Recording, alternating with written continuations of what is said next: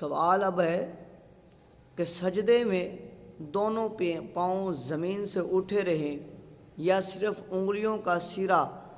زمین سے لگا رہے تو اس صورت میں نماز ہوگی یا نہیں ہوگی؟ تو یاد رکھ لیں، اگر سجدے میں دونوں پاؤں زمین سے اٹھے رہے یا صرف انگلیوں کے سرے زمین سے لگے، کسی انگلی کا پیٹ جو ہے وہ اس طرح، پیٹ جو ہے وہ اگر نماز میں سجدے میں اس پر نہیں لگتا زمین پر، تو اس صورت میں نماز بالکل نہیں ہوگی۔ اگر ایک دو انگلیوں کے پیٹ زمین سے لگے اور اکثر کے پیٹ نہیں لگے تو اس صورت میں بھی نماز مکروہ تحریمی واجب الادا ہوگی، کیونکہ سجدے میں پاؤں کی کم از کم ایک انگلی کا پیٹ زمین پر لگے رہنا فرض ہے، اور پاؤں کی اکثر انگلیوں کا پیٹ زمین پر جمع ہونا واجب ہے،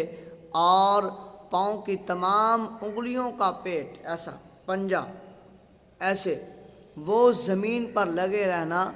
سنت ہے۔ تو لہٰذا سنت کو اپنائیے، اس سنت میں فرض بھی ادا ہو جائے گا اور سنت میں واجب بھی ادا ہو جائے گا۔